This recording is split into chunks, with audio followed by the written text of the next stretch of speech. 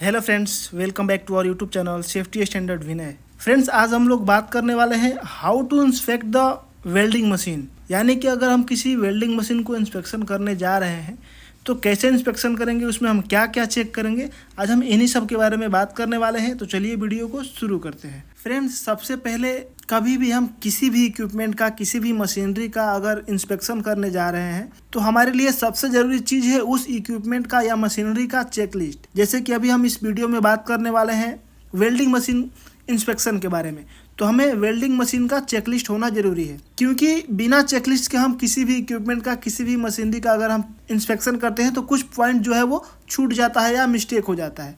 तो हम इस वेल्डिंग मशीन का चेकलिस्ट लेते हैं और देखते हैं कि वेल्डिंग मशीन में कौन कौन से पॉइंट हमें चेक करने रहते हैं। जैसे कि आप लोग देख रहे हो, सब कुछ सीरियल वाइज दिया गया है। सीरियल नंबर 1 में है on off knob is provided, check for damage and on insulated knob. यानी कि आपको ये चेक करना है कि उसमें जो भी ऑन ऑफ का स्विच दिया गया है वो प्रॉपर तरीके से है कि नहीं और वो प्रॉपर इंसुलेटेड है कि नहीं। सेकेंड नंबर पे है regulator with indicator is provided, यानी कि आपके मशीन में रेगुलेटर जो है वो इंडिकेटर के थ्रू प्रोवाइड किया गया है कि नहीं किया गया है। थर्ड नंबर पे है welding cables connected to the welding machine with lugs at the joint, यानी कि आपके वेल्डिंग मशीन में जो भी वेल्डिंग केबल कनेक्टेड किया गया है वो प्रॉपर लॉग के थ्रू ज्वाइंट किया गया है कि नहीं। कभी कभी क्या होता है, हमारे साइड पे जो वर्कर लोग होते हैं वो केबल को कटिंग करके उसमें गांठ लगा देते हैं, लेकिन वो गलत प्रोसीजर है।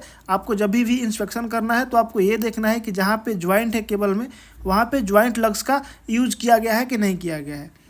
चौथे नंबर पे है no damage in the insulation of welding cable, यानी कि हमारे मशीन का जो भी वेल्डिंग केबल है उसमें किसी भी प्रकार का जो हमारा उसका इंसुलेशन है वो कटा हुआ या डैमेज नहीं रहना चाहिए। नेक्स्ट है electrode rod holder and earthing holder are without damage, यानी कि जो भी आपका होल्डर है जिसमें आप रॉड फंसाते हो या अर्थिन का जो होल्डर है उसमें किसी भी प्रकार का डैमेज या टूटा फूटा नहीं होना चाहिए, प्रॉपर फिटिंग होना चाहिए। अगर डैमेज होगा या प्रॉपर फिटिंग नहीं होगा तो आपका होल्डर हीट होगा जिससे आपके हाथ में बर्न हो सकता है।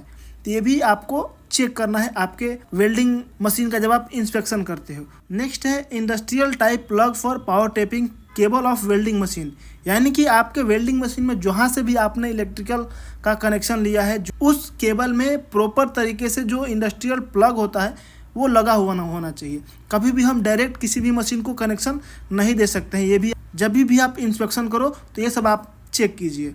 उसके बाद है no internal live electrical part of welding machine is exposed, यानी कि आपके वेल्डिंग मशीन के अंदर किसी भी प्रकार का अगर केबल है और वो नंगा केबल है, एक्सपोज है, तो आपके वेल्डिंग मशीन के बॉडी में टच होगा तो आपके वेल्डिंग मशीन के बॉडी में करंट आएगा, जिससे आपके वेल्डर्स को या आपके वर्कर को जो साइड पे काम कर रहे हैं उनको नुकसान हो सकता है। तो आपको ये ध्यान रखना है कि किसी भी प्रकार का इलेक्ट्रिकल केबल एक्सपोज नहीं होना चाहिए। नेक्स्ट है ट्रॉली विथआउट डैमेज व्हील्स, जो भी आपका वेल्डिंग मशीन का ट्रॉली है उसमें आपको ये चेक करना है कि उसमें का जो व्हील्स है वो डैमेज नहीं होना चाहिए। नेक्स्ट है फायर एक्सटिंग्विशर और fire bucket with send availability, यानी कि आपके वर्क साइट पे जहाँ भी आप वेल्डिंग कर रहे हो, वेल्डिंग का काम चल रहा है, वहाँ फायर बॉटल और सेंड बकेट जो होता है वो अवेलेबल है कि नहीं है, वो भी आपको उस इंस्पेक्शन के दौरान चेक करना है। ये था हमारा कुछ छोटा छोटा पॉइंट जो अब हम अपने वेल्डिंग मशीन का इंस्पेक्शन करते हैं, चेकलिस्ट तैयार करते हैं